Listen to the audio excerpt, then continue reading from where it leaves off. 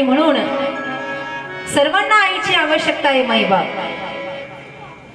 शिवछत्रपती शिवाजी महाराज या महाराष्ट्राचं दैवत आहे, दैवत. आज ओघाल आलं म्हणून थोडस विषयांतर करते. खरं तर रामकथा सोडून बाजूला मी कधी जात नाही, पण थोडस.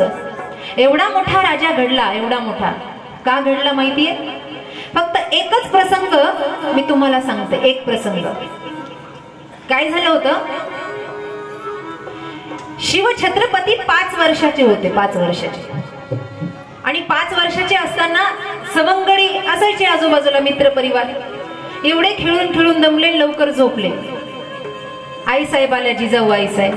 बघितलं, अरे शिवबा झोपलाय. कारण रोज रामकृष्णाच्या गोष्टी सांगायच्या आई.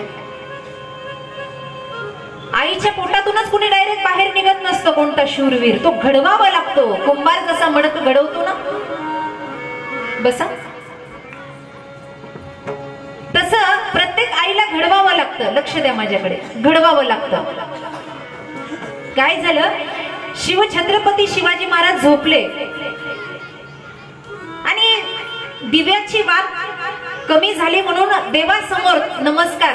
पूर्वीच्या बाया देवाला नमस्कार केल्याशिवाय झोपत नव्हत्या. तू संसार दिलायस, तू पती दिलायस, सौभाग्य वाढव माझं, दीर्घायुष्य दे, संसार सुखाचा कर, आयुष्यात चांगलं काम होऊ दे, अशी प्रार्थना करायची आणि मग झोपायची.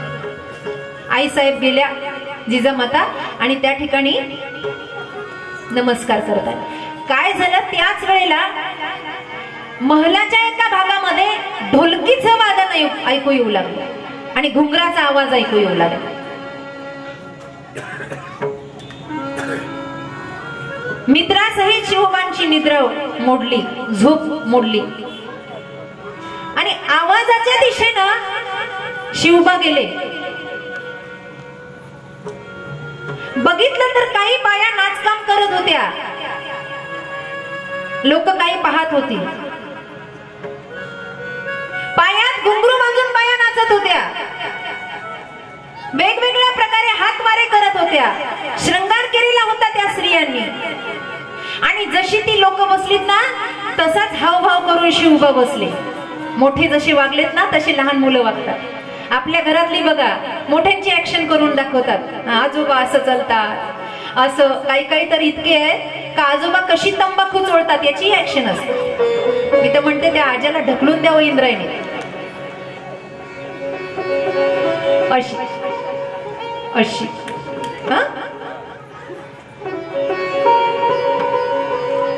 जसे मोठे बसलेत ना त्या बैठकीत, तसेच शिवबा बसले. आणि बराच वेळ ते बघत होते. बराच वेळ आई साहेब जिजाऊ माता आल्या आणि बघितलं की अरे कक्षामध्ये तर शिवबा नाहीये. कुठे गेला माझा शिवबा? दसकन काळीच गेलं. मध्यरात्र झाली, सवंगडी नाही, मित्र नाही, शिवबा नाही. कुठे गेला माझा शिवबा?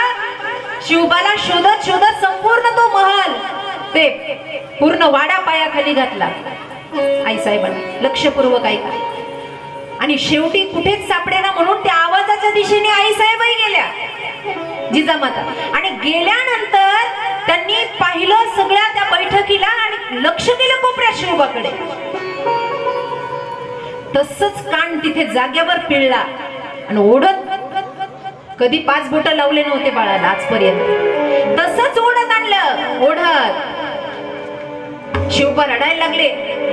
आई का ओढते? मा साहेब का ओढताय? रडायला लागले. वेदना झाल्या कानाला.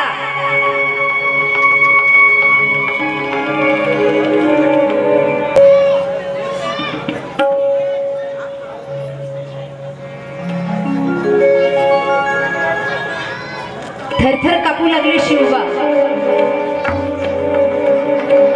कारण काही जरी झालं तर आईच्या माराची भीती होती. लक्ष द्या माझ्याकडे. हा प्रसंग ज्यानं राज्य घडवलं, स्वराज्य घडवलं, त्या शिवछत्रपतींचा आहे. कसे घडले शिवबा? कान पिळला होता, चपरा कानात बसवलेली होती, कान सुजला होता. आई का मारलं मला? मा साहेब का मारलं मला? ऐका, तेव्हा एकच प्रश्न जिजाबाईंनी विचारला. शिवबा, उद्या जर पायामध्ये घुंगरू बांधून आम्ही तुमच्या समोर नाचलो तर आम्हाला पाहताल काय?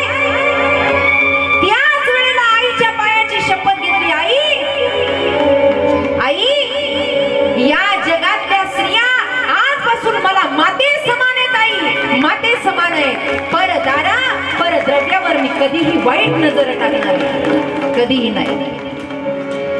म्हणून या जगामध्ये स्त्रियांची राखण करणारा मराठा समाज, शिवछत्रपतीचा वंश, कधीही परदारा आणि परद्रव्यावर वाईट नजर नसावी. कारण नजर बिगडी तो नजारे बिगडे और किसी ने बदला रुख तो किनारे बिगडे. ज्यानं बाईच्या पदरात हात घालण्याचा प्रयत्न केला ना, त्याला नरकात सुद्धा जागा कमी आहे. नरकात इतकं त्याचं पाप अघोर आहे. कारण या जगातली स्त्री शक्ती महान आहे, महान. प्रसंग वर्णन करतात, शक्तीची आवश्यकता सर्वांना आहे, आईची आवश्यकता सर्वांना आहे. म्हणून आज देवतांची शक्ती सुद्धा कमी पडली आणि त्यांनी आईचं आराध्य दैवत म्हणून तिला आव्हान केलं. उंच निवास नीच करत होती, हे भगवती, हे साम्राज्यनी, हे भुवनेश्वरी, आमच्या समोर हजर हो. आई प्रगट झाली. आईनं विचारलं सरस्वती मातेनं, काय हवंय आपल्याला, काय करू शकते मी आपल्यासाठी. देवता, इंद्र, चंद्र, हे सर्व 33 कोटी देवता म्हटली, आई फक्त आमचं एक काम करायचंय. काय? आई, राम अयोध्येचा राजा होणार आहे, तू काहीतरी कर, हे स्वप्न, हे चित्र परिवर्तित करून टाक. आई म्हटली, एवढ्या मोठ्या गादीवर तुम्ही आहात, उंच निवास नीची करत होती, शोभतं का तुम्हाला असं दुसऱ्यांच्या घरात भानगडी करणं. आई समजावून सांगू लागली, काही लोक जगात एवढे मोठ्या उच्च स्थानावर आहेत पण तरी दुसऱ्याचं अहित करतात. उंच निवास नीची करत होती, एवढे मोठे तुम्ही देव आहात, जग तुम्हाला देव मानतं, तुम्ही रामचंद्रांच्या घरामध्ये. देवतांनी समजावून सांगितलं, आई जर आज राम अयोध्येचे राजा झाले तर रावणाच्या प्रकोपापासून कोणी वाचणार नाही. राम वनात जाणंच गरजेचं आहे. शिवाय सगळे साधू संत रामचंद्रांची वनात वाट पाहतायत. जानकीनं नवसही केला होता, विवाहानंतर वनात जाईल. या सगळ्या गोष्टींचं स्मरण करून दिलं आणि म्हणून तयार झाली माता सरस्वती. आकाशामधून माता सरस्वती बघते की अयोध्येमध्ये असा कोण आहे की ज्याची मती भ्रमित करता येईल. कारण अयोध्येत जन्माला आलेल्याची मती भ्रमित होऊ शकत नाही, कारण तिथे राम आहे. मग कोण आहे? बघता बघता नजर गेली की सहज दासीचा धक्का लागला आणि खाली पडली, जिचं नाव होतं मंथरा. एक भुवई खाली, एक भुवईवर, कपाळावर आड्या, कधीच हसत नाही.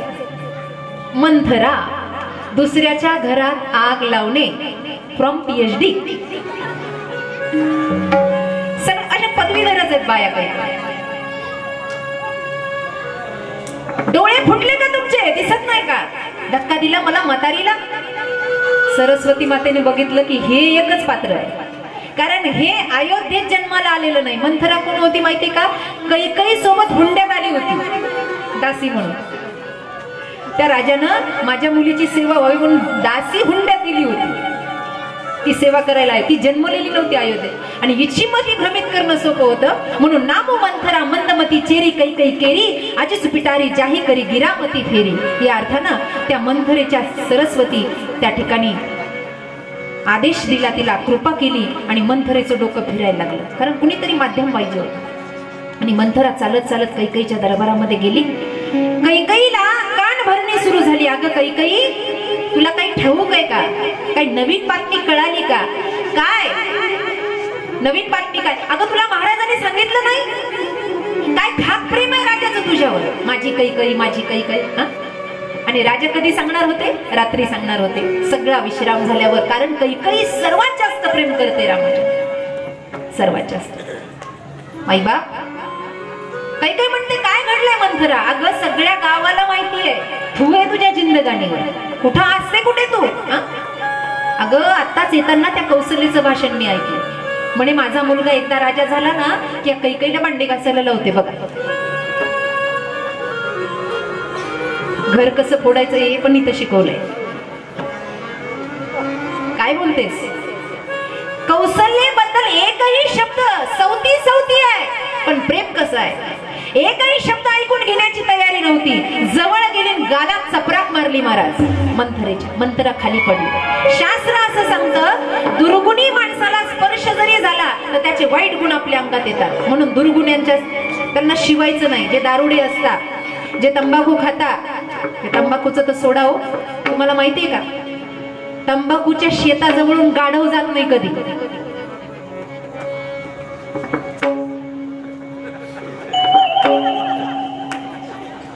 पुढचं कशाला मी बोलू. जे व्यसन करता, ज्यांचं मन मलिन आहे, अशा लोकांना स्पर्श करायचा नाही. त्यांचे दुर्गुण आपल्या अंगात येतात. मंथरेला मारल्याबरोबर परमाणू आले. खरं तर ही एक लीला आहे, खरं तर ही एक लीला आहे. आणि त्यानंतर कैकेयी म्हणते, मंथरा मला वाटतं तू खरं बोलतेस. मला असं वाटतं खरंच भरत राजा झाला पाहिजे. कारण रामांचा विवाह झाल्यानंतर भरत शत्रुघ्न हे नंदीग्राम गावी निघून गेले होते आजोबाजीकडे, ते अयोध्येत नव्हते. भरताची आठवण आली, कैकेयीच्या डोळ्यात पाणी आलं. मला वाटतं तू खरं बोलते, कौशल्याचा राम. आज शब्द आला तोंडाला, कारण राम कौशल्याचा हे कैकेयी कधी मानतच नव्हते. स्वप्नात काचाचा महल आला होता कैकेयीच्या स्वप्नामध्ये, काचेचा महल शरयूच्या किनाऱ्यावर. राजाला सांगितलं तुमचं माझ्यावर प्रेम आहे ना, मग माझ्यासाठी काचेचा महल शरयूच्या किनाऱ्यावर बांधून द्या. राजानं एवढ्या थोड्या वेळात काचेचा महल भक्त कैकेयीसाठी शरयूच्या किनाऱ्यावर बांधला होता त्या काळामध्ये. पण कैकेयी माता तिथे राहायला गेल्या नाही. राजाने विचारलं अगं महल बांधलाय, आता तुला राहायला कधी जायचं. ते म्हणले महल बांधलाय, पण याच्यामध्ये राहणार माझी राम आणि जानकी, दुसरं कोणी इथे राहणार नाही. एवढं प्रेम त्या कैकेयीचं होतं. रामाशिवाय कैकेयी जगूच शकत नव्हती. सांगूनच टाकते, कैकेयी एका राजाची मुलगी होती. थोडा अभिमान होता. होळीचा रंगपंचमीचा दिवस होता आणि रंग खेळत होती कैकेयी. एक साधू, भक्कड साधू, फार तपस्वी साधू एका झाडाखाली झोपलेले होते. हाताला रंग लावला होता काळा. एकमेकींना रंग लावत होत्या आणि रंगा वाचून कोणी वाचू नये म्हणून खेळता खेळता त्या कैकेयीनं हा साधू झोपला म्हणून त्याची निंदा केली आणि त्याच्या तोंडाला तो रंग फासला. जेव्हा साधू जागे झाले, त्यांना कळालं की राजाच्या मुलीने माझ्या तोंडाला काळं लावलं. तेव्हा त्या साधूनं श्राप दिला होता की कैकेयी सर्व जगात तुझं तोंड काळं होईल, तुझं नाव कुणीही या जगात घेणार नाही. दुसरी गोष्ट, जेव्हा कैकेयी मांडीवर बसून रामचंद्रांना अन्न खाऊ घालत होती, दुधाचा काला खाऊ घालत होती, त्यावेळेला प्रत्येक बाळ आपल्या आईकडे हट्ट करतं. हनुवटीला धरलं, आई मी किती आवडतो ग. कैकेयीने सांगितलं रामा खूप आवडतोस रे तू मला. आई भरतापेक्षा, अरे भरतापेक्षा काय रामा, तू माझा प्राण आहेस. मग आई माझ्यासाठी एक काम करशील. काय बाळा. सावळा ग रामचंद्र माझ्या मांडीवरी नातो, उरलेल्या घासासाठी धवा राघूचा थांबतो. एवढं प्रेम होत. काय करू रामा. आई मला वचन दे, माझी शपथ घे, माझ्यासाठी करशील मी आता जे बोलेल.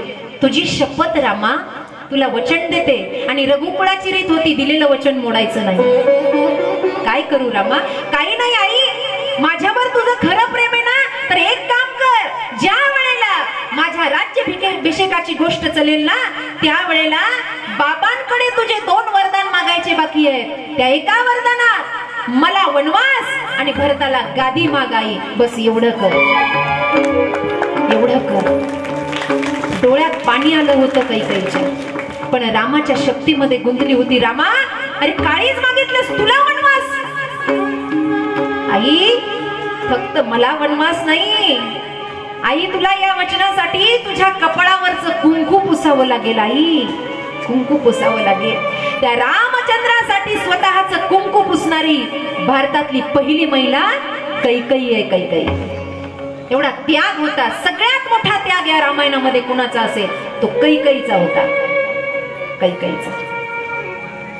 कैकेयी म्हणते मंथरा तू ठाऊक बोलतेस. आज आठवण झाली, डोळ्यात पाणी आलं कैकेयीच्या. आता पर्याय नाही.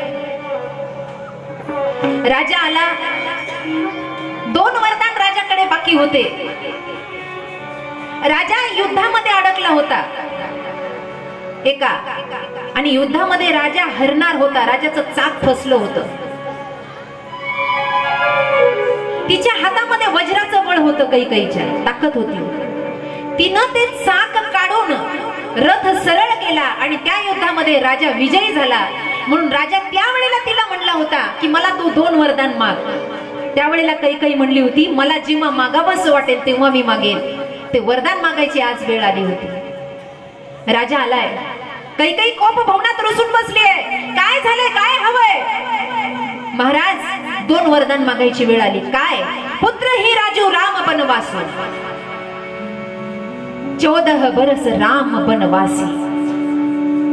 14च वर्ष का? अयोध्येच्या राजमहालाच्या पायऱ्या 14 आहेत. एकेका पायरीचा 1-1 वर्ष, म्हणून 14 वर्ष. राजा खाली पडला. खाली. कैकई चेष्टा करत असेल तर अशी जीव घेणी चेष्टा करू नको. माझा प्राण आहे राम. विश्वामित्र घेऊन गेले तेव्हा मी कसे जीवन काढलं, कसा काळ काढला मला माहित. वनवास 14 वर्षाचा कमी नाही. कैकई तू म्हणशील ना भरताला उद्याच गादीवर बसवत, पण कैकई रामाला वनात पाठवू नको. कैकई ऐकत नाही. महाराज रघुकुल रीत सदा चली आई, प्राण जाई पर वचन न जाई. वचन मोडू नका. रामाला गादीवर बसणार नाही. राम वनात जाणार. त्याच काळामध्ये एवढा मोठा चक्रवर्ती सम्राट जिथे त्याला इंद्र बसायला आसन देतो, त्या राजाचा मुकुट एकीकडे पडला आणि राजा एकीकडे पडला. कधी कधी कर्म घेती झोले तिथे कुणाचे न चाले. कर्म झालं ना तर कुठल्याच व्यक्तीला काही सुचत नाही. या अर्थानं काळी रात्र होती. काळी रात्र. शत्रुघ्नाची पत्नी श्रुतिकीर्ती चित्रकलेमध्ये प्रवीण होती. चित्र काढण्यात रात्रभर ती चित्र काढत होती की आमचे राम राजगादीवर बसल्यावर कसे दिसतील, असं चित्र काढायचं काम चालू होतं. आणि चित्र काढता काढता पाण्याच्या पात्राला धक्का लागला आणि त्या चित्रावर पाणी पडलं. म्हणून मध्यरात्री श्रुतिकीर्ती हुंदके देऊन रडत होती. हुंदके देऊन. सुमित्रा आईनं विचारलं बाळ एवढ्या रात्री का रडते? आई बाबाची आठवण आली का? तिनं सांगितलं नाही मा, नाही आई, मी एवढं मेहनतीनं काढलेल्या चित्रावर पाणी पडलं म्हणून मी रडते. जर कागदावरच्या चित्रावर पाणी पडलं म्हणून रडू आलं, खऱ्या चित्राचं जेव्हा मोडल्याचं कळेल तेव्हा या अयोध्येची हालत काय होईल, काय अवस्था होईल. वनवास हा प्रत्येकाच्या जीवनात आहे माई बाप, प्रत्येकाच्या. वनवास कधी येईल सांगता येत नाही. या अर्थानं काळी रात्र. संपूर्ण अयोध्येला माहित नव्हतं इकडे काय झालं. सगळी अयोध्या तयारीत लागली. सुमित्रा आई राजपोशाखाचे कपडे शिवत होती. कौसल्या माता विष्णूला प्रार्थना करत होती, माझा राम राजा होणार आहे, त्याला दीर्घायुष्य दे. सगळं चांगलं चाललं होतं, पण राजा आणि राणीमध्ये कैकईमध्ये वाद होता रात्रभर. प्रातः समय झाला आणि कैकईने एका सेवकाला पाठवलं. म्हटले जा सुमंताला बोलव. सुमंत नावाचा सेनापती होता. सुमंत आले. काय? काही नाही म्हणे, रामचंद्राला बोलव. जसा आदेश मिळाला अनवाणी चरणाने राम धावत आले. राजा दशरथ काही बोलणार या अगोदर माता कैकई म्हणतात राम तुझ्या बापाला वाटतं तू 14 वर्ष वनात जावा. बोलू सुद्धा दिलं नाही. आणि त्याच क्षणाला रामचंद्राने वचन दिलं. आई हा राम वचन देतो. माझ्या बाबाला वाटतंय ना, मग हा राम माता पित्यांना वचन देतो 14 वर्ष आई अयोध्येत येणार नाही, वनात राहील. मला स्वीकार आहे. रामाच्या पाठीमागे अनवाणी धावत येणारी जानकी माता होती. अनवाणी धावत येणारे लक्ष्मण होते. कोपभवनाच्या बाहेरून सगळं ऐकत होते. राजाने हात केला, रामा जाऊ नको रे, मला सोडून जाऊ नको. राम बाहेर आले. वल्कला मागून घेतली वनातले, कारण राजपोशाख काढून ठेवायचा होता. सीता म्हटली प्रभूजी मी पण आपल्या सोबत येणार. नाही जानकी, विवाह नुकताच झालाय, नवीन नवरी आहेस तू, राजाची मुलगी आहेस, माझ्या सोबत येणार नाही. तिनं सांगितलं नाही, पतिव्रता धर्म आहे माझा, मी आपली सेवा करण्यासाठी येणार. जानकीला संमती मिळाली, पण लक्ष्मणासाठी भगवंत नकार देतात. दादा दादा मला यायचंय. नाही लक्ष्मणा तू येणार नाहीस. दादा जर मी येणार नसेल तुम्ही जाता जाता अयोध्येच्या बाहेर चिता रचलेली असेल, जाता जाता माझ्या चितेला अग्नी देऊन जा. एक सावत्र भाऊ दुसऱ्या सावत्र भावासाठी चितेमध्ये उडी घालतोय आणि इकडे एक सख्खा भाऊ दुसऱ्या सख्ख्या भावासाठी त्याचा घात करतोय. फक्त क्षणिक सुखासाठी, धनासाठी, देवासाठी. कुठे गेली ती रामाची संस्कृती? कुठे गेली? चितेला अग्नी देऊन जा. रामाच्या डोळ्यात पाणी आलं. ठीक आहे लक्ष्मणा, तू ऐकणार नाहीस, ठाऊक आहे मला, लहानपणापासून तुला मी हवाय. सगळ्यांनी वल्कल परिधान केले. वशिष्ठजी आले. जानकीला सांगितलं तू आभूषण घालून जा, वनवास रामाला आहे, तुला नाही. सुमंतजीला रथ तयार करायचा सांगितला. रामजी लक्ष्मणाला सांगतात, लक्ष्मणा एकदा आईला भेटून तर ये. लक्षपूर्वक ऐका. लक्ष्मणजी आई सुमित्राकडे गेले. आई, कैकई मातेने वनवास दिलाय, राजा नाही होणार रामदादा. आई मी जातोय. सुमित्रेनं सांगितलं. नीट ऐका. सुमित्रा म्हणते लक्ष्मणा जा, तुझा अवतारच रामासाठी आहे, तू जा. पण एक गोष्ट लक्षात ठेव लक्ष्मणा, स्वप्नातही रामचंद्रांबद्दल निंदा आणू नकोस, नाव ठेवू नकोस, स्वप्नातही त्यांना वाईट बोलू नकोस. असं लक्ष्मणाला सांगितल्यावर लक्ष्मणाने काय केलं माहिती?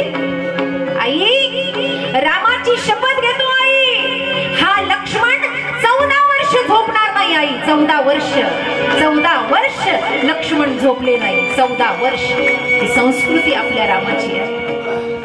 14 वर्ष लक्ष्मण जागे आहे. धन्य ती आई. भावंड निघाली. सुमंताला बोलून घेतलं राजानं. सुमंता, माझ्या मुलांना कधी वाट माहित नाही रे, कधी दुःख माहित नाही. बापाचं काळीज आहे होते. बाप लेकरासाठी काय करतो त्याचं त्याला ठाऊक. जीवनाची माती करतो बाप, पण माझ्या लेकराला समाजात प्रतिष्ठा मिळाली पाहिजे. देहांत प्रायश्चित्त घेतलं विठ्ठल पंत कुलकर्णी आणि माता रुक्मिणीने. का? आमच्या लेकरांना शुद्धीपत्र मिळावं. बाकी काही माणूस नव्हता.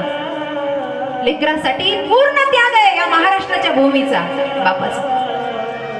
सुमंता रथावर बसो, 4 दिवस फिरून पुन्हा घेऊन ये. वन माहित नाही. आणि जास्त रडतायत जानकीसाठी राजा दशरथ. त्या जनकांना मी वचन दिलं होतं, फुलाची कळी टोचली तरी जानकीच्या चरणांना वेदना होतील एवढे नाजूक पाय आहेत जानकीचे.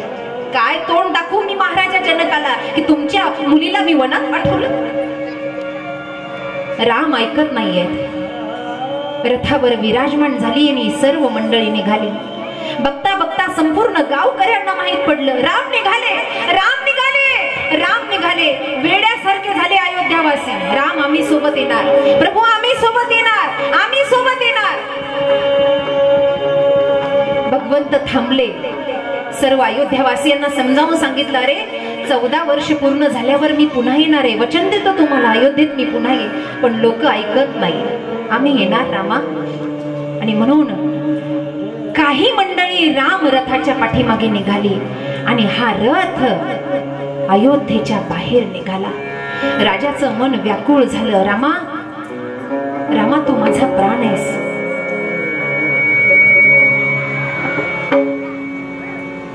आई आणि बाप असे आहेत ना, वादळ वाऱ्याच्या काळामध्ये मुलं जर थोडा वेळ जरी बाहेर राहिली ना, आता तरी फोनचा जमाना आहे, तेव्हा त्यांचं काळीज लपलपायचं. आई सारखी यार जरा मारायची. कुठं अडकला असेल हो, घरी आला नाही, कुठे बसला असेल. एवढं प्रेम जगात कुणीच देऊ शकत नाही माहिबा, कुणी नाही. पण स्वामी तिन्ही जगाचा, आई विना भिकारी. कौसल्या मातेपासून दूर जाताना सुद्धा रामचंद्रांच्या डोळ्यात पाणी. जगाचा मालक रडला हो आईपासून लांब जाताना. जगाचा मालक रडला. माता पित्यांची आठवण उरामध्ये घेऊन ही सर्व मंडळी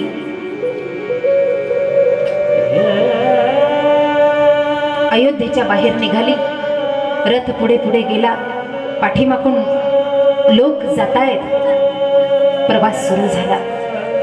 राजाला मूर्छा आली. वैद्य गोळा झाले. पण एकाही वैद्याचा प्रयोग राजावर होत नव्हता.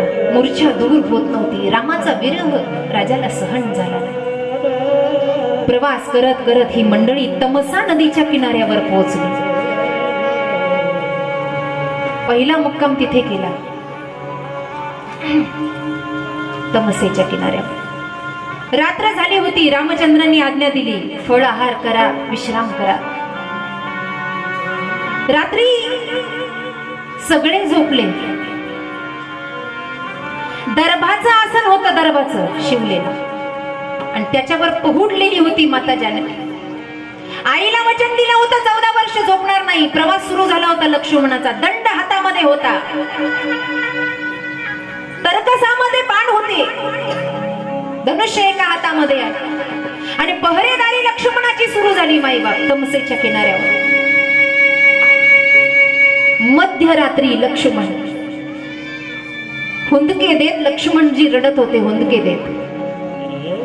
रडण्याचा आवाज आला आणि माई जानकी उठल्या। लहान दीर म्हणजे भावासारखा, मुलासारखा, स्वतःच्या पदराने डोळे पुसले लक्ष्मणाचे। भैया, क्या बाबा की याद आ रही है? काय बाबाची आठवण येते? आईची आठवण येते?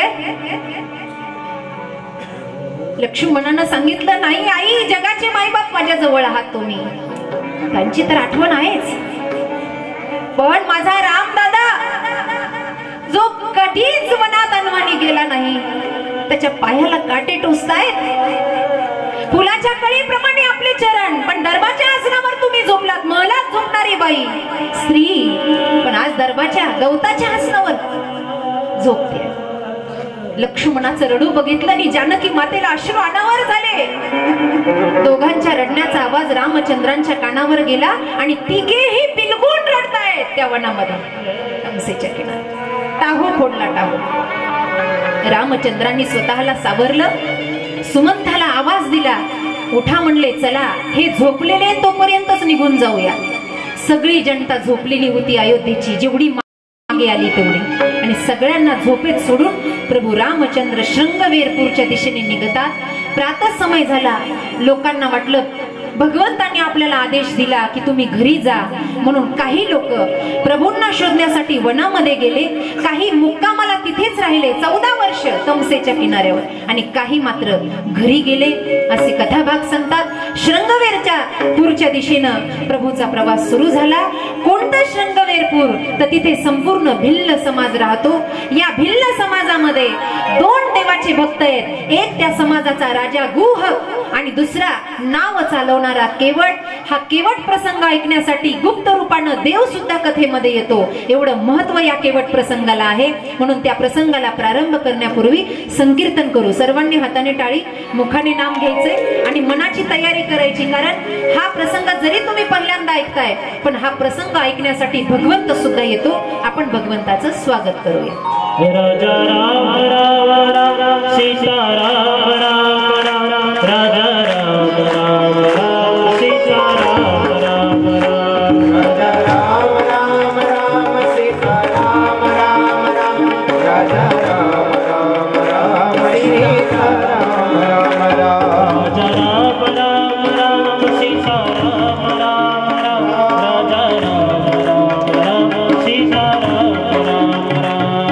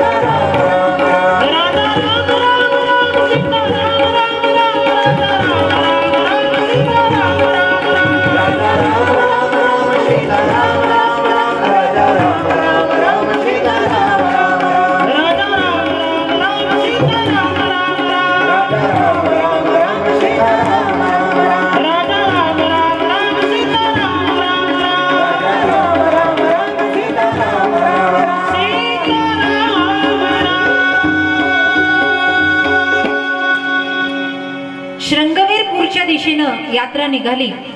शृंगवेरपूरचा राजा होता महाराजा गुह, आणि या गुहकाला रामभक्ती भरपूर होती. खरं तर हा भिल्ल समाज होता, पण भगवंताच्या भक्तीपुढे शूद्र किंवा उच्च असा काही भेदभाव नाही. त्या राजाला गुप्तचरांनी बातमी दिली की आपलं आराध्य दैवत राम येत आहेत. रामचंद्रांबद्दल खूप श्रद्धा होती, खूप ऐकून होते, पण रामचंद्रांना कधी पाहिलं नव्हतं.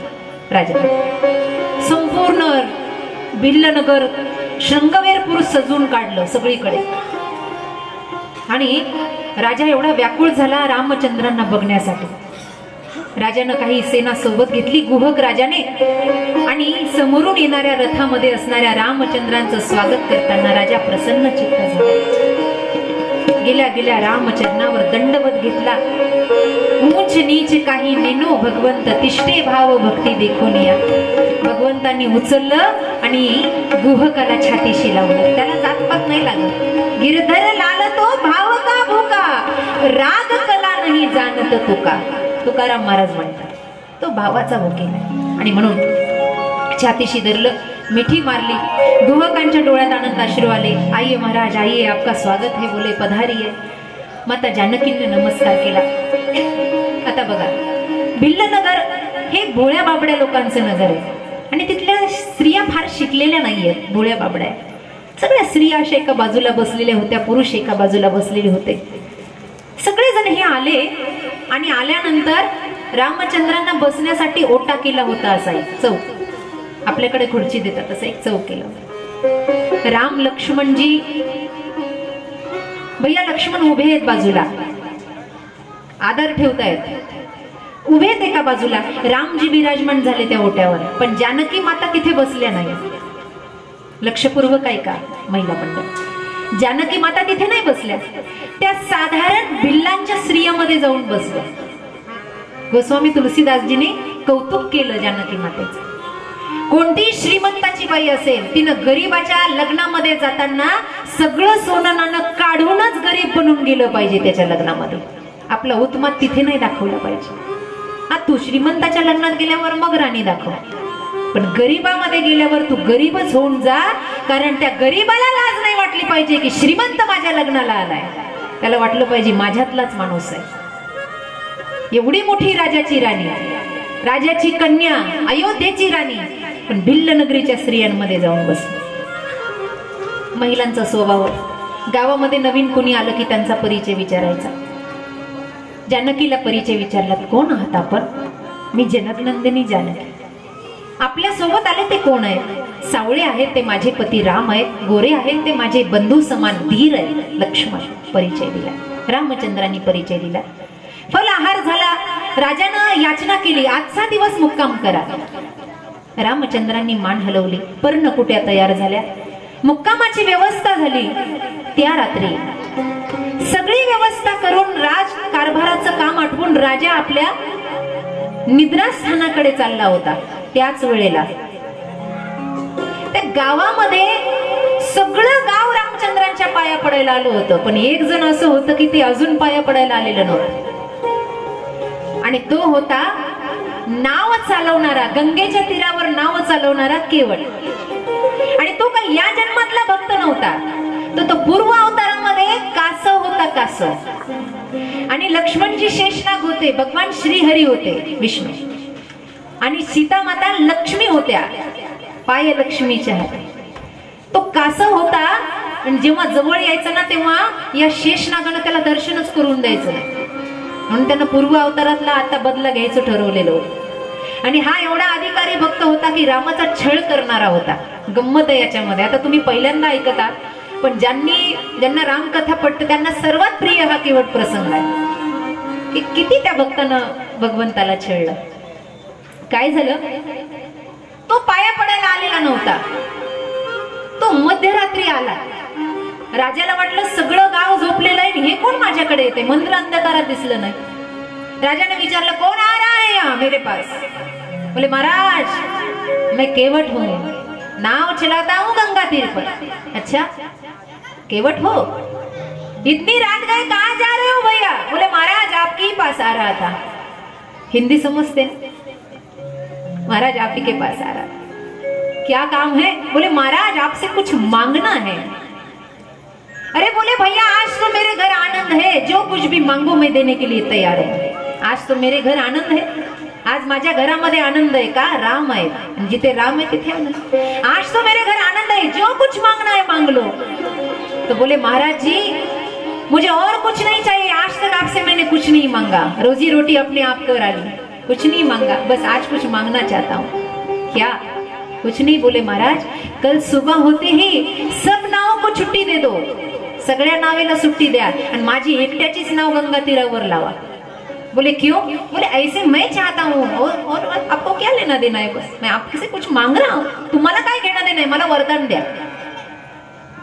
राजा म्हणतोय काय पाहिजे आणि हे म्हणतंय उद्या सगळ्यांच्या नावेला सुट्टी द्या। आपल्यासारख्यानं 2-3 बंगलो मागून घेतले असते, 2-3 एकर जमीन मागून घेतली आहे। राजा म्हणतोय काय द्यायचंय? राजा म्हणतो हे येड आहे। तुलसीदास म्हणतात हाय वेडा नाही, याच्या इतका शहाणा कुणी नाही तुमच्या गावात, सगळ्यांच्या नावेला सुट्टी द्या, बस माझी एकट्याची नाव गंगा तीरावर पाहिजे। राजा म्हणला ठीक आहे दिलंच। रात्रभर केवटानं नाव सजवलेली होती, रात्रभर सगळ्या नावेची रंगरंगोटी, गरीब होता बिचारा, रंगरंगोटी केली, नाव सजवली रात्रभर आणि रात्रभर आळवत होता।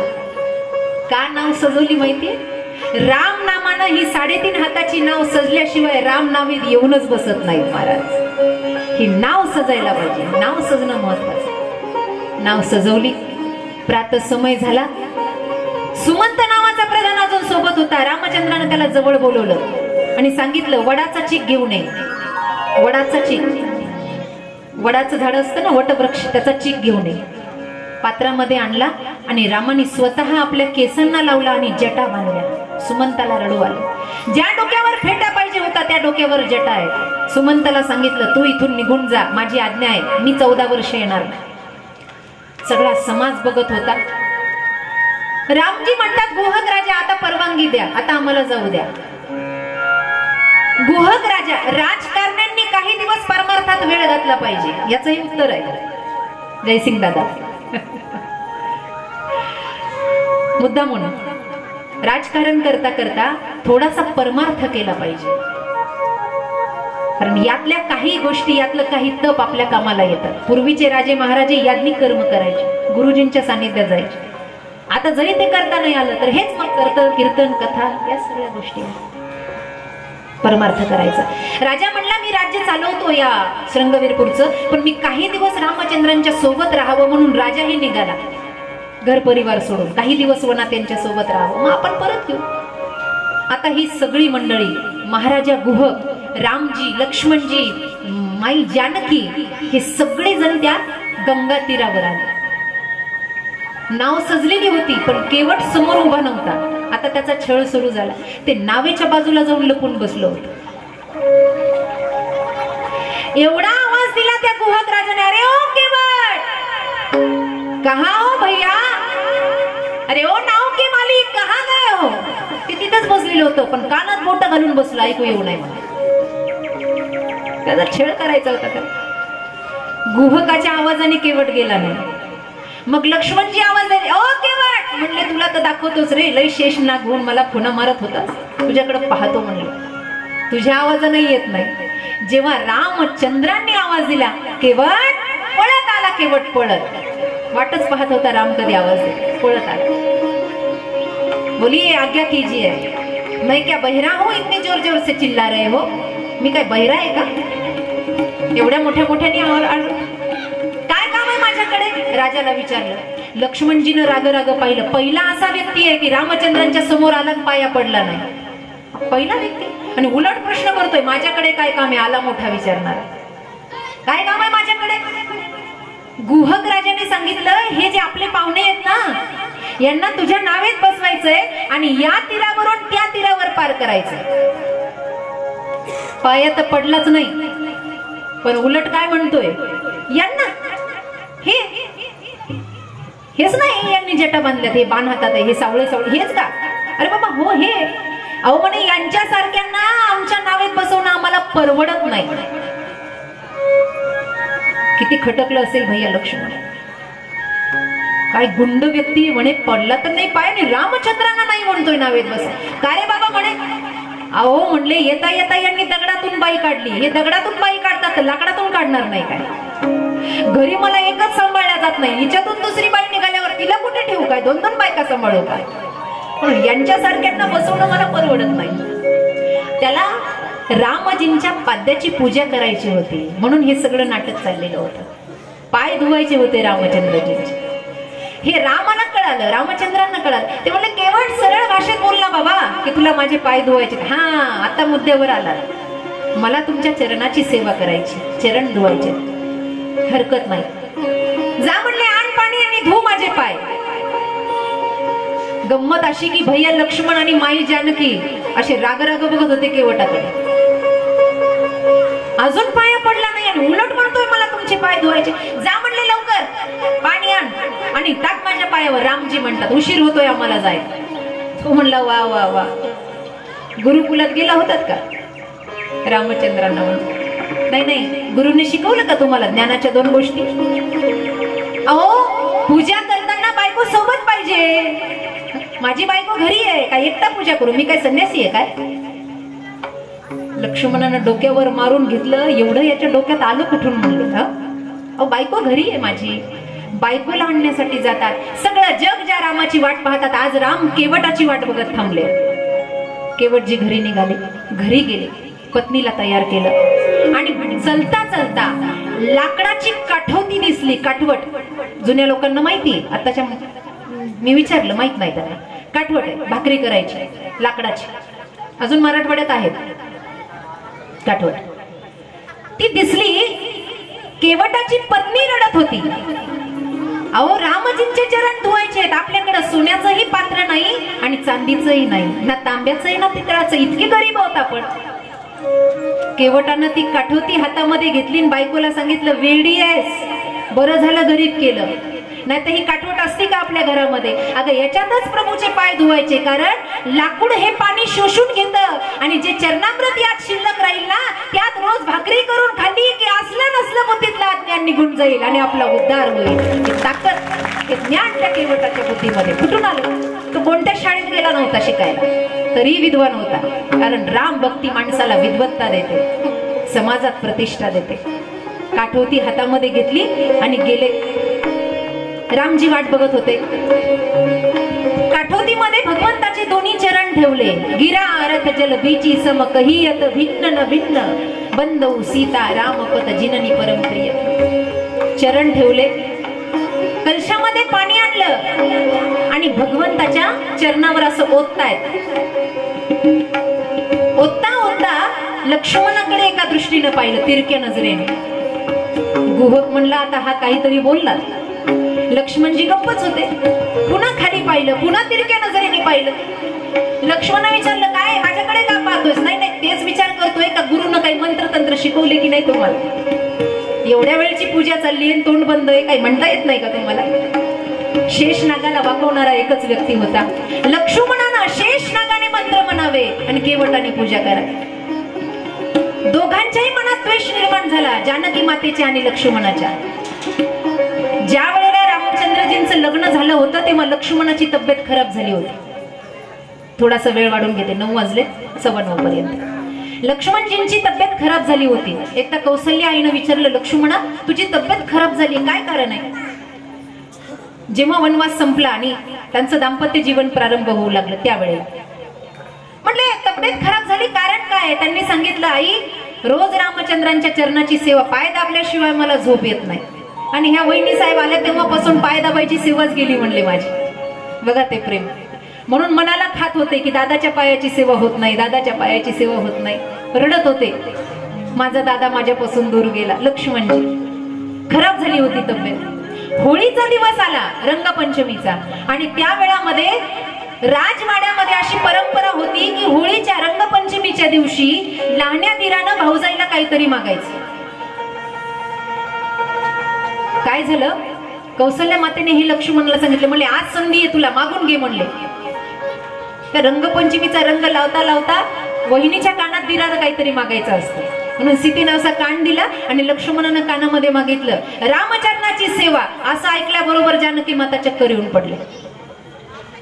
काय मागितलंय? काय राज्य मागितलंय? काय मागितलं असं? चक्कर येऊन पडल्या.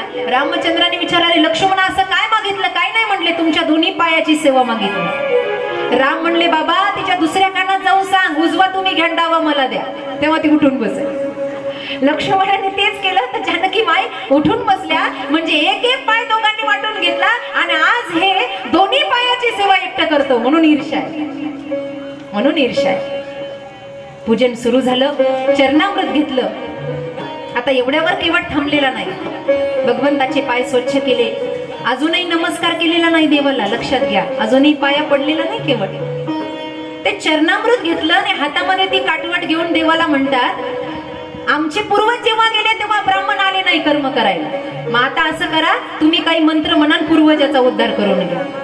देवाकडून कर्मकांड करून घेतलं, पूर्वजांचा उद्धार करून घेतला. चरणामृत घ्यायला गावातली लोक परेशान झाली. म्हणले लाईन मध्ये या. जानकी मातेला वाटलं आपला वशिला मोठा आहे, मध्येच घुसून घेता येईल. ते म्हणले नाही नाही, लाईन मध्ये उभा राहा, रांगेत उभा राहा. जगाच्या जननीला रांगेमध्ये उभा केलं. सगळ्या गावांनी चरणामृत घेतलं. आता मात्र निघायची वेळ आहे. राम म्हणले, बाबा आता उरकलं असलं तर आता तरी चल. म्हणले, थांबा ना, बाकी आहे. त्या नावेत चढण्या अगोदर केवट असे पालथे झोपलेत. पालथे. गोस्वामी तुलसीदासजी बुद्धिमत्तेची दाद देतात. असे पालथे झोपले आहेत. काय बाबा पालथा झोपलास? म्हणले, माझ्या शरीरावर पाय देऊन नावेत बसा. कारण चरणामृत घेतले ना, अंतकरण पवित्र झालं, अजून शरीर पवित्र करणं बाकी आहे. माझ्या पाठीवर पाय द्या मग बसा. सर्वात प्रथम माई जानकी नावेत बसल्या. मग रामचंद्र, मग लक्ष्मण, मग गुहक राजा. अंग झटकलं आणि नाव चालवू लागले. आता पाठीमागचा भाग पवित्र झाला होता, पुढचा झाला होता, अजून डोकं बाकी होतं. अजून डोकं पवित्र करणं. एवढा जोरात नाव चालवायला लागला की नाव अशी अशी व्हायला लागली. आणि जानकी मातेला भीती वाटायला लागली. जानकी माता प्रभूला म्हणतात, या येड्याला जर आम्ही म्हणलो ना हळूनी चालव तर हे अजून जोरात चालव. तुमच्या भाषेत सांगाय, हे आमचं ऐकणार नाही. म्हणून रामजी म्हणतात, अरे बाबा आम्हाला नावेत बसायची सवय नाही. केवटानं सांगितलं, बरोबर आहे, तुम्हाला नावेत बसायची सवय नाही, नावेत बसलेल्यांना पार करायची सवय. नावेत बसायची सवय तुम्ही भवसागरातून पार करता. काय झालं म्हणले प्रभूजी? म्हणले, भीती वाटायला लागली. मग सांगितलं, असं करा, सगळ्यांनी एकेकाच्या हाताला धरला.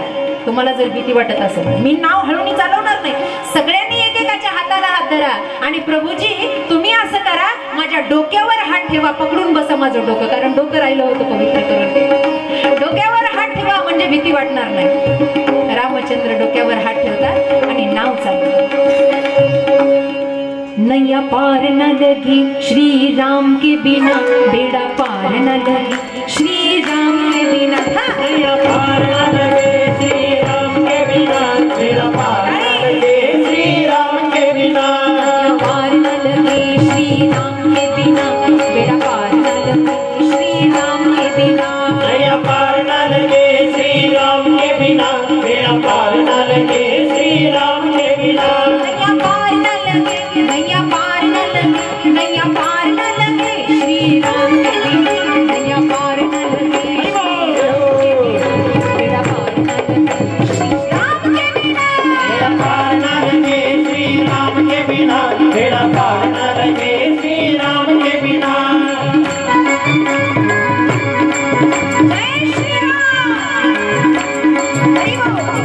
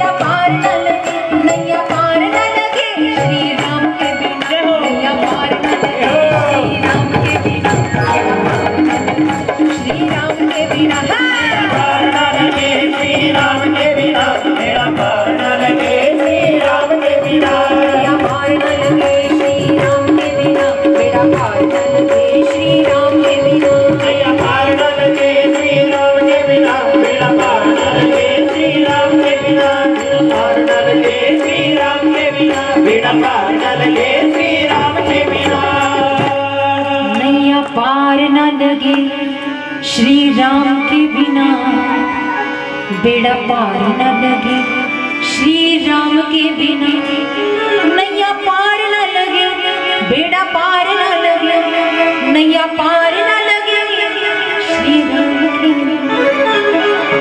भगवंताशिवाय नाव चालू आहेत महाराज वेगा वेगानं या तीराचा तो तीर आला पुन्हा केवट खाली उतरला पुन्हा झोपला पुन्हा एकदा शरीर पवित्र करून घेतलं आणि सगळ्यांना खाली उतरवल्यानंतर रामचंद्रांनी जानकी मातेला इशारा केला इशारा याच्यासाठी केला की तुझ्या हातातली अंगठी काढ लाल रंगाच्या खड्याची मुद्रा जानकी मातेच्या हातामध्ये होती जी राजा जनकांनी दिली होती त्यांना ती मुद्रा काढली त्याच्यावर राम नाम कोरलेलं होतं ती मुद्रा काढली आणि ती मुद्रा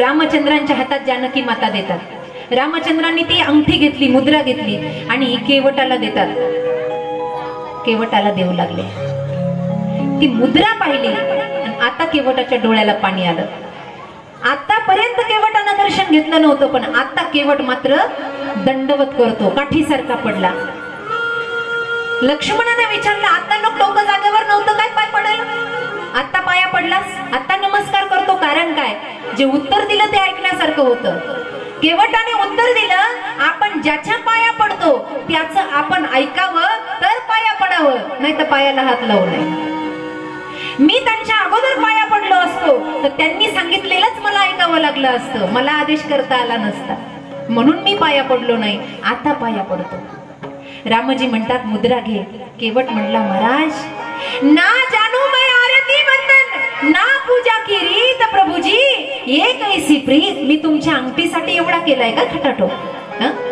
नाही या जगाचा मालक माझ्या नावेत बसला आणि माझ्या हृदयरूपी नावेत बसला मला फळ मिळालं भगवंत म्हणतात नाही काही घे केवट म्हणतात नाही केवटांना बोलता बोलता एक टोमणा दिला लक्ष्मणाच्या भाषेत अहो म्हणले जातभाईंकडून काही घ्यायचं असतं काय लक्ष्मणाला लागलं जातभाई अरे तू नाव चालवणारा आम्ही क्षत्रिय कुठेही संबंध नाही तू आमच्या जाती एकत्र करतोस जातभाई कसं म्हणला लक्ष्मणा दोन शहाणी माणसं बोलत असताना तिसऱ्यानं मध्ये बोलू नये पण आता बोललाच आहेस तोंड मारलंच आहेस तर सांगतो जातबाई म्हणजे मी सुद्धा गंगेवर नाव चालवतो आणि राम सुद्धा भवसागरावर नाव चालवतात मीही पार करतो आणि तेही पार करतात म्हणून आम्ही जातबाई आहे देवा जातबाईकडून काही घ्यायचं नसतं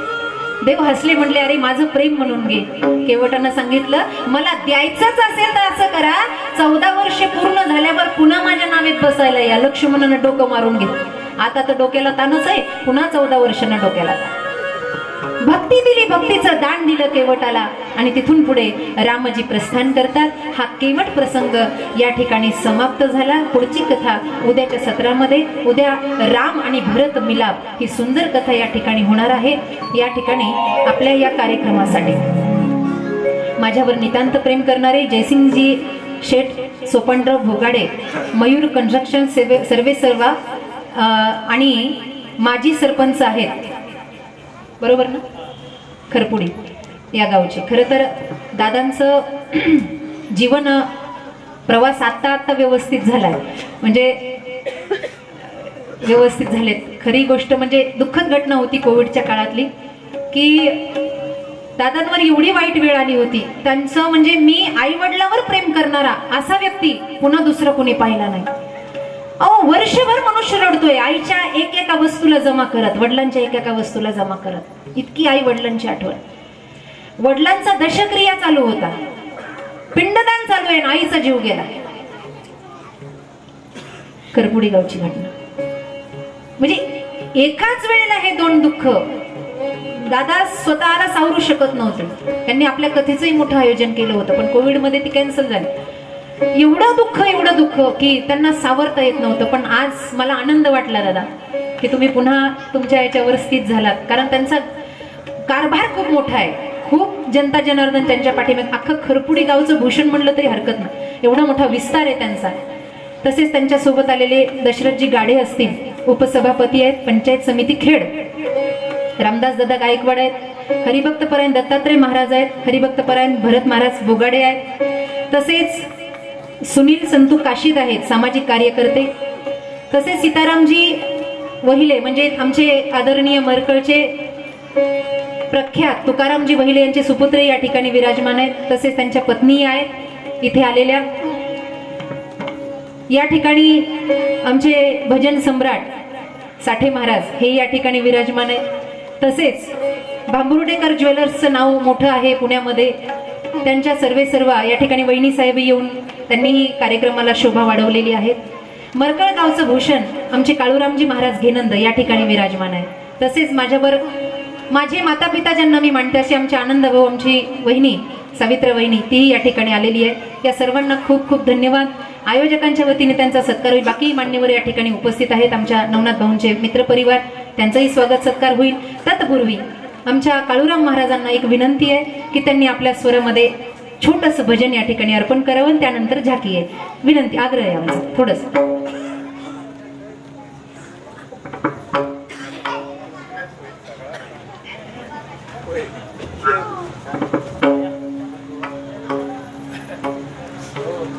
अगदी संपूर्ण पुणे जिल्ह्याला म्हणजे भजन सम्राट हा पुणे जिल्ह्यातला पहिला पुरस्कार महाराजांना मिळालेला आहे आणि सुंदर आवाज आहे. शेतकरी कुटुंब आहे पण महाराजांची साधना खूप मोठी आहे. ज्या वेळेला मी आळंदीला पहिल्यांदा आले तेव्हा मला घर पण या घेनंद परिवाराने दिलं, लोखंडे परिवाराने दिलं. त्यापैकी असणारे आमचे महाराज.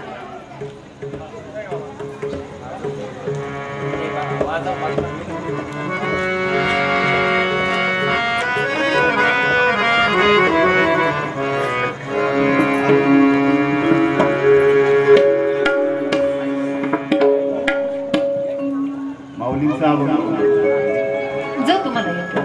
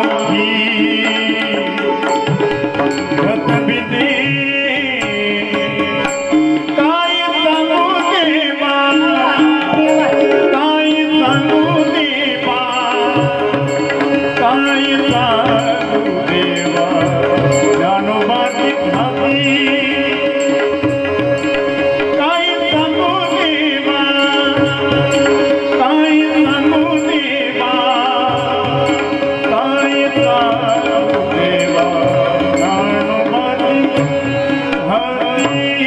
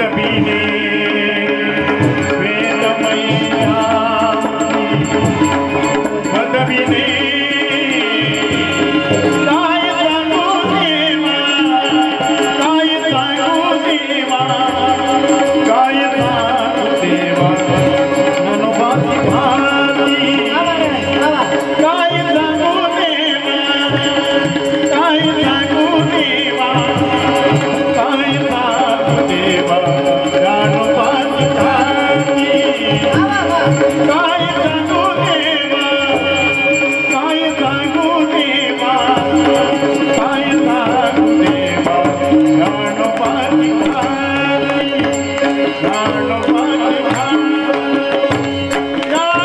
गणपती तीन गुढच्या ना शुभांसाठी टाळ्यांच्या कडकडाटानं महाराजांचं स्वागत. अजून एक आपण निलेश पारखे दादा वाजवते आणि काळूराम महाराज शुभम दादा थांबा. काय एक अभंग महाराज वाजवतील आणि काळूराम महाराज परत एक अभंग म्हणतील. ठीक आहे बरं ठीक आहे.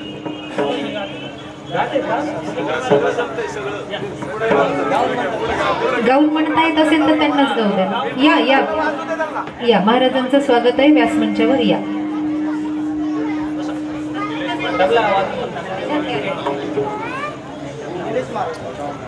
निलेश महाराज आदरणीय वंदनीय निलेश महाराज पारखी एकदा जोरदार टाळ्या महाराजांसाठी. वा.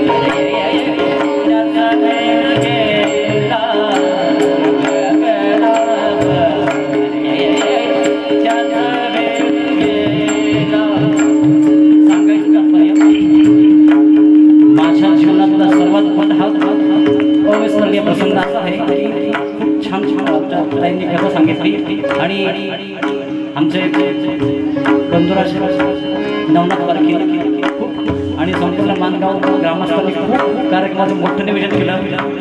हा असा कार्यक्रम जगात पहिला असा माझ्या माहिती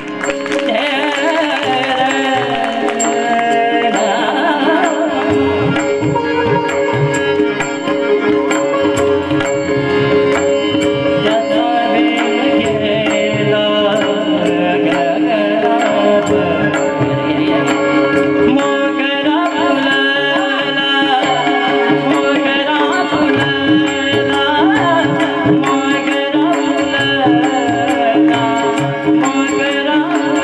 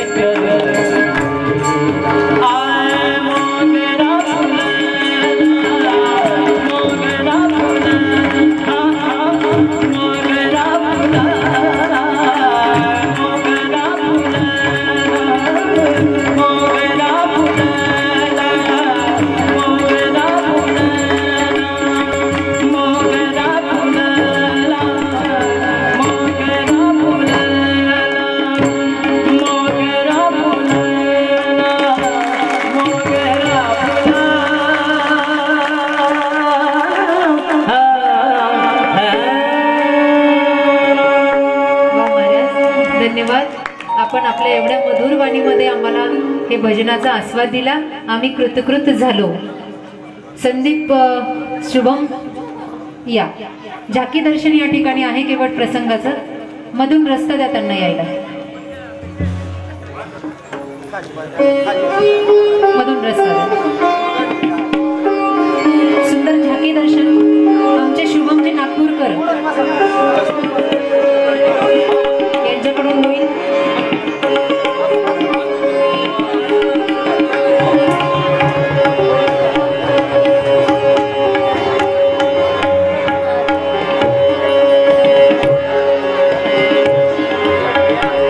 पुढच्या ठेवा समोर.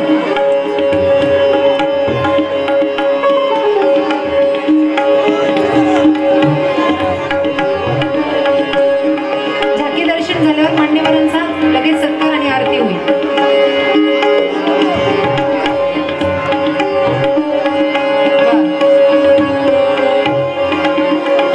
साक्षात राम.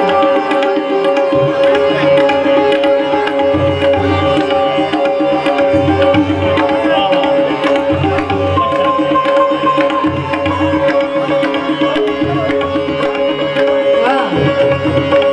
एकदा जोरदार टाळ्या प्रभू रामचंद्रांसाठी. आपण बसून घ्यावं आसनावर.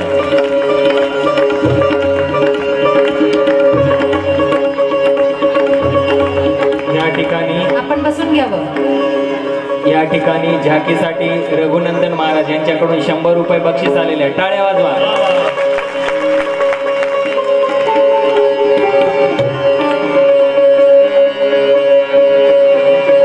चलो.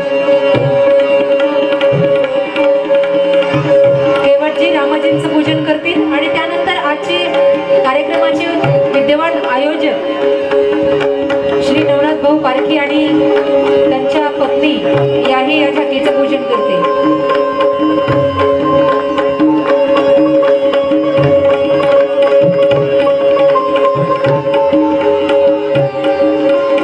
यासाठी झाकीसाठी विशाल दादा पारखे यांच्याकडून 500 रुपये बक्षीस आलेलं आहे. टाळ्या.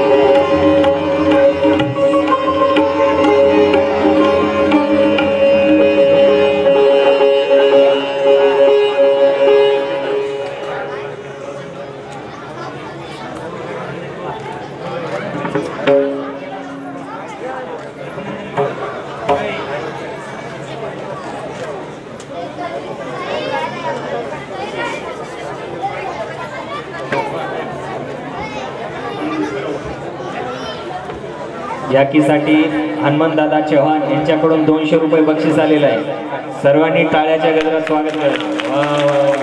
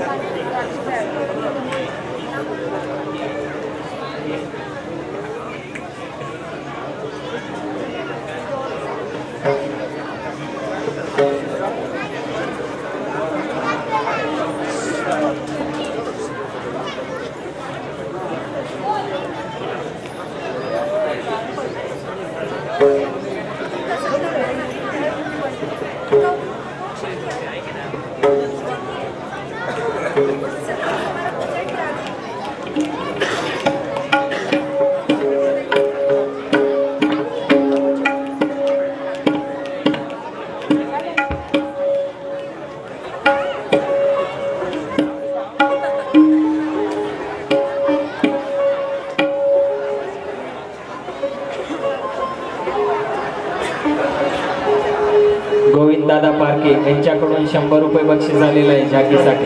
टाळ्या वाजवा. Hello hello hello.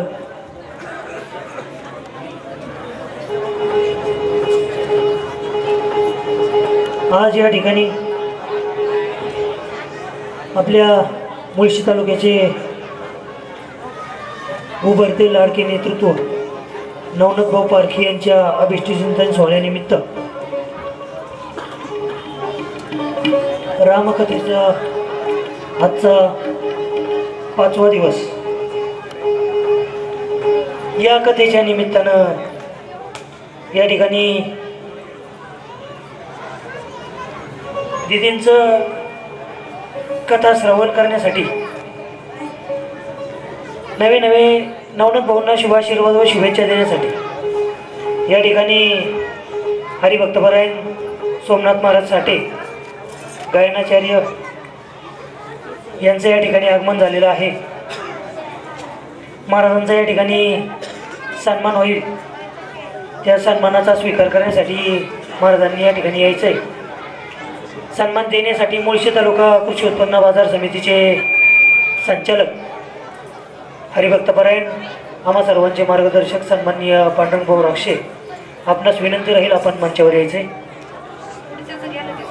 तसेच या ठिकाणी जयसिंगदादा बोगाडे मयूर कन्स्ट्रक्शनचे सर्व विद्यमान चेअरमन वडगाव बुद्रुक खरपुडी बुद्रुकचे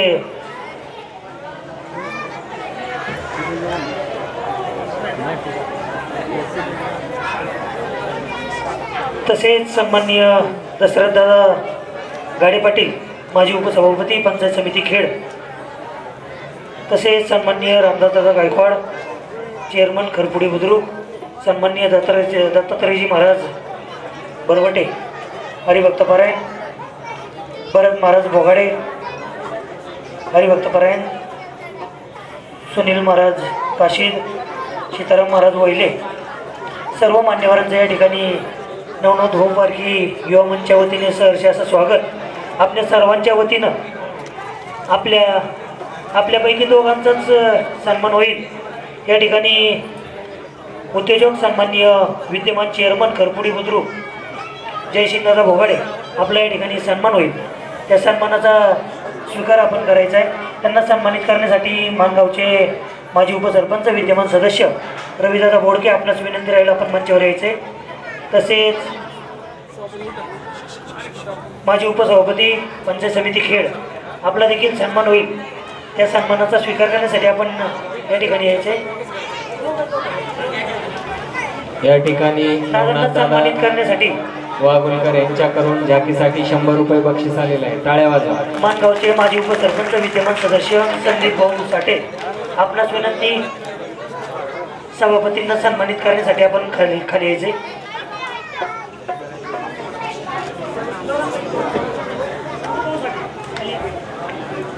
शुभम दादा इकडे या, बक्षीस घेऊन जा तुमचं.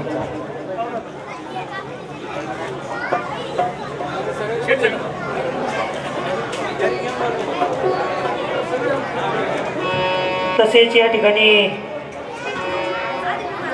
हरिभक्तपरायण काळूराम महाराज घेणं यांचा देखील सन्मान होईल.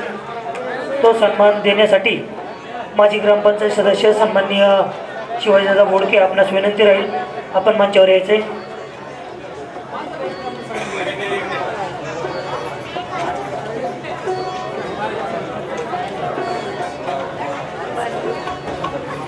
तसेच या ठिकाणी बांबोडीकर ज्वेलर्सच्या सर्व अंजनाताई बांबोडीकर आपला देखील या ठिकाणी सन्मान होत आहे। तो सन्मान देण्यासाठी मानगावच्या विद्यमान ग्रामपंचायत सदस्या आमच्या भगिनी नवनाथ भाऊंच्या अर्धांगिनी युगंधराताई पारखी आपणास विनंती राहील।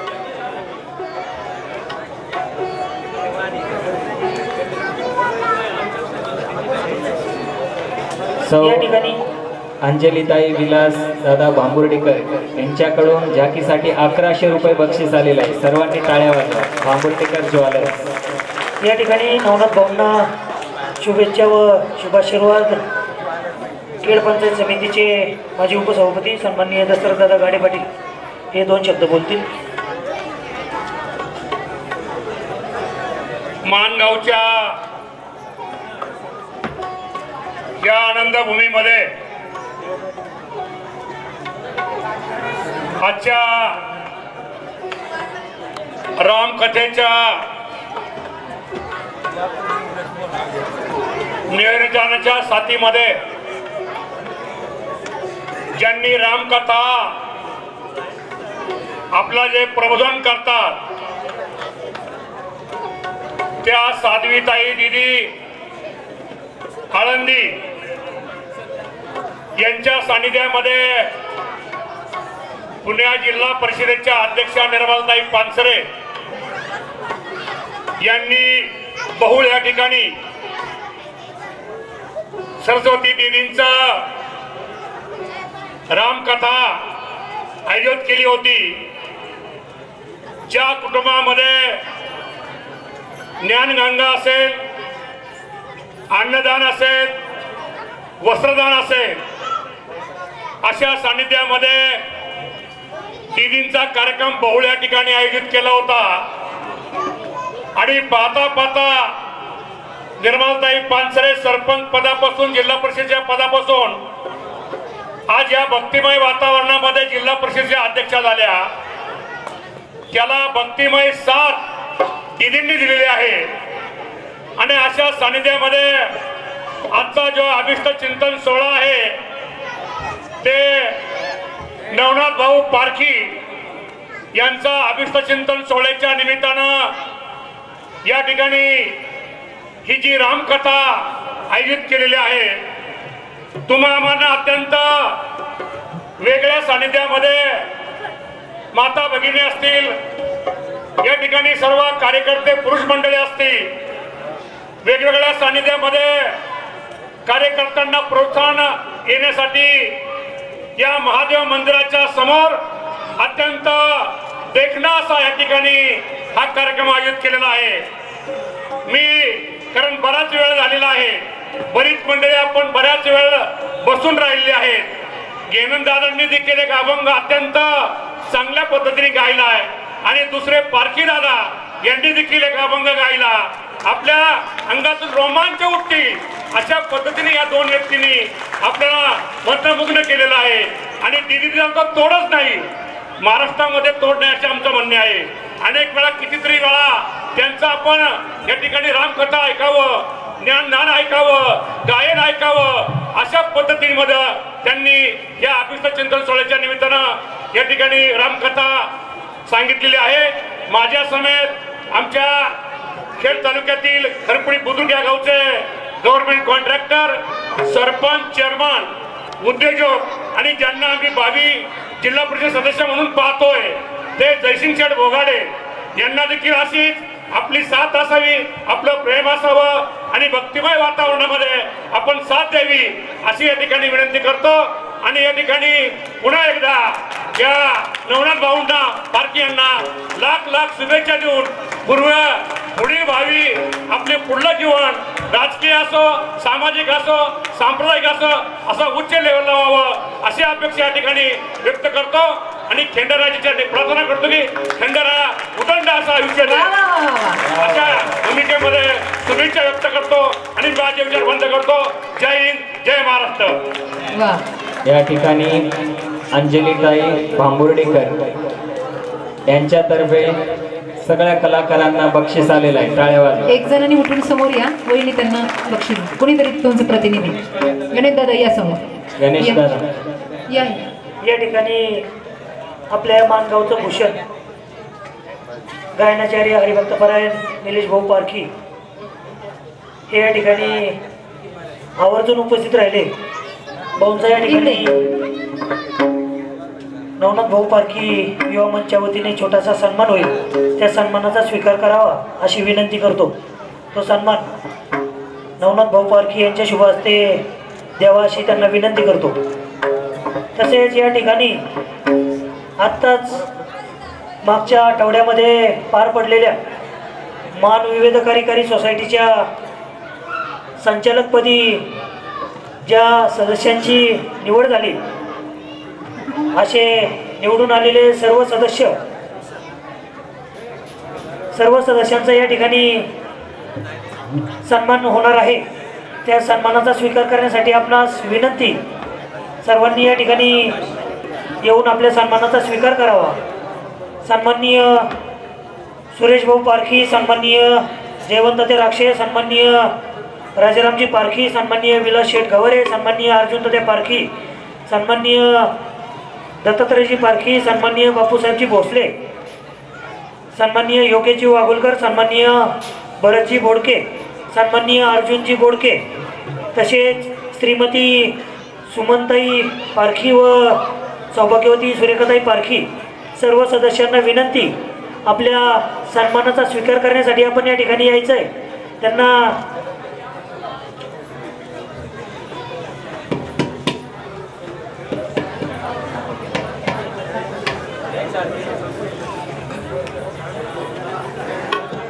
सन्मानित करण्यासाठी रामायण कथाकार आपल्या सर्वांच्या आवडत्या साध्वी वैष्णवी देवी सरस्वती आपणास विनंती राहील, नवनिर्वाचित सदस्यांचा सन्मान करण्यासाठी आपण समोर यायचे. सर्व सदस्यांना विनंती, सन्माननीय सुरेश नाना पारखी, सन्माननीय जयवंत राक्षे, सन्माननीय राजाराम पारखी, सन्माननीय विलासजी गवारे, सन्माननीय अर्जुन पारखी, सन्माननीय दत्तात्रयजी पारखी, सन्माननीय बापूसाहेब भोसले, सन्माननीय योगेशजी वाघोलकर, सन्माननीय भरतजी बोडके, सन्माननीय अर्जुन बोडके, श्रीमती सुमनताई पारखी, सौभाग्यवती सुरेखाताई पारखी सर्वांना विनंती राहील, आपल्या सन्मानाचा स्वीकार करण्यासाठी आपण या ठिकाणी यायचंय.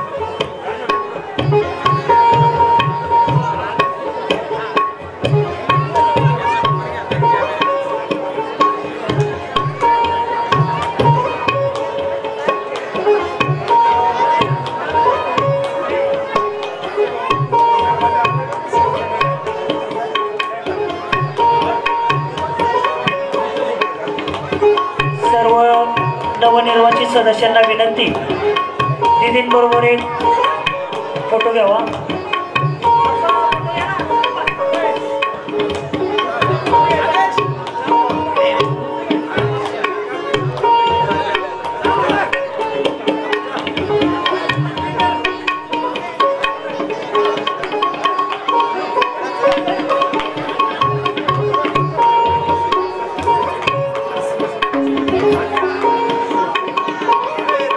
या ठिकाणी नवनाथ भाऊंना शुभेच्छा देण्यासाठी आप्पासाहेब चव्हाण हे आवर्जून उपस्थित झाले. त्यांचं या ठिकाणी नवनाथ भाऊ पारखी हो मंच्या वतीने सहर्ष असं स्वागत. मुस्लिम भाजपा युवा मोर्चाचे सरचिटणीस सन्माननीय योगेश कुमावत हे देखील या ठिकाणी आवर्जून उपस्थित झाले. आपल्याही परिवाराच्या वतीने या ठिकाणी सहर्ष स्वागत राहील.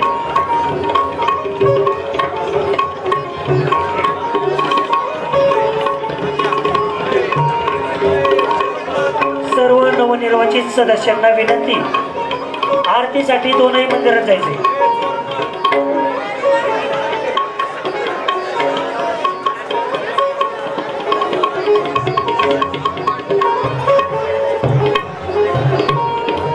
या ठिकाणी आवर्जून उल्लेख करावा वाटतो तो आमचे बंधू निलेश शेठ पारखी. विशेषतः सांगायचं म्हणजे शरीरावर काही कमजोरी असताना देखील आज ह्या तुमचे जे इन्स्ट्रुमेंट आहेत त्याच्यातलं असं एकही इन्स्ट्रुमेंट नाही की ते वाजवू शकत नाही. तुम्ही त्यांना ढोलकी सांगा, पकवाज सांगा, पियानो सांगा किंवा काही सांगा, ते सगळ्यामध्ये पारंगत असून गायन हे त्यांचं अतिउत्तम आहे.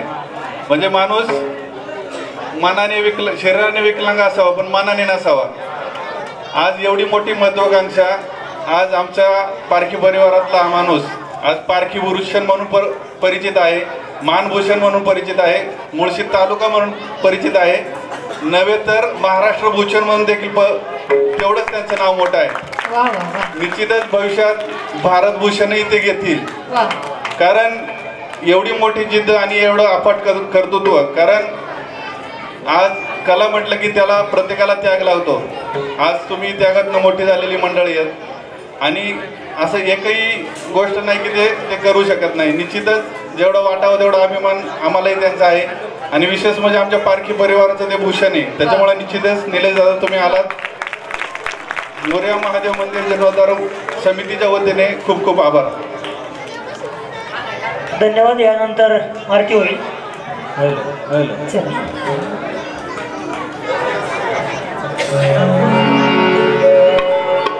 कर्पूर गौरम करुणावतारम संसार सारम भुजगेंद्रहारम सदा वसंतम हृदयारविंदे भवं भवामि सहितं नमामि भवं भवामि सहितं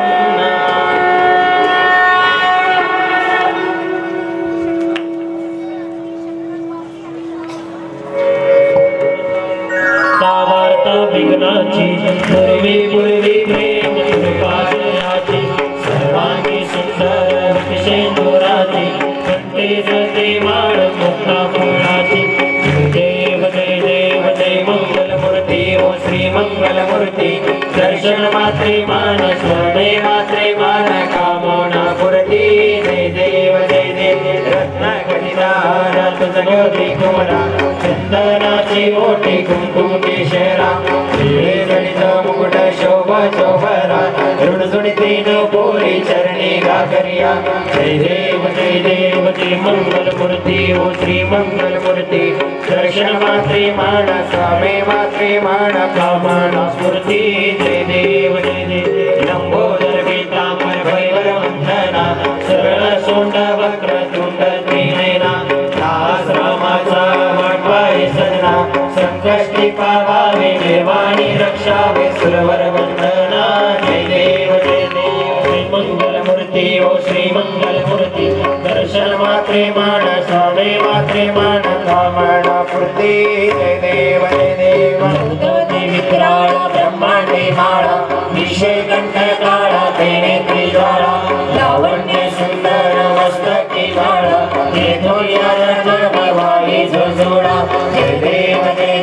जय शिव शंकरा हो स्वामी शंकरा आरती हो वाळू बाबा ती हो वाळू शंकर परनवरा जय देव जय देव हरे भोळा भोळा मेरी विशाल हरदा की पार्वती समनांच्या माळा विभूतीचे उदर शतकांत वेळा ऐसा शंकर शोभे माळी नाळा देव जय शिव शंकरा हो स्वामी शंकरा आरती हो वाळू बाबा ती हो वाळू शंकर परनवरा जय देव जय देव दैत्य सागर मंथन करते त्या माझे आमचे हळदी तू आसुरपणे भाषण केले नीलकंठ नाम प्रसिद्ध झाले जय देव जय शिव शंकरा हो स्वामी शंकरा आरती हो वाळू भावाती हो वाळू शंकर परनवरा जय देव व्याघ्रांपर परिमलधर सुंदर मननारी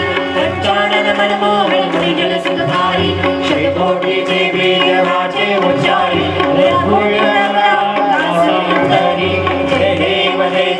जय शिव शंकरा हो स्वामी शंकरा आरती हो वाळू भावाती हो वाळू शंकर परनवरा जय देव आरती ज्ञानराजा सेवकी सदशंकर मनोवेदला माता आरती ज्ञानराजा प्रकट हुए बोले विश्व ब्रह्माशी केले राम जनार्दनी चरणी मस्तक ठेवले आरती ज्ञानराजा केवल्य तेजा सेवक सदशंकर मनोवेदला माता आरती ज्ञानराजा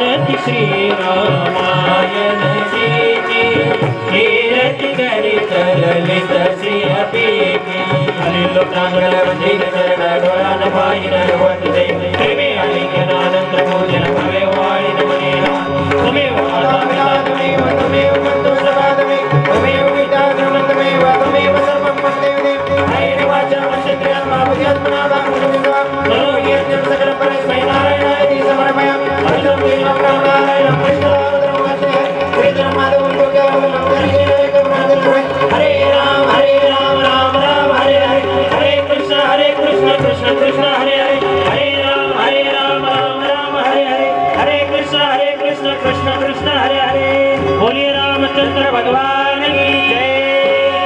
जलेन शीतलीकरणं पुष्पे देवादिवन्दनम् आरोग्यार्थे आत्मादिवन्दनम् एवं स्वयमेव आत्मकल्याणार्थे ग्रहणम्।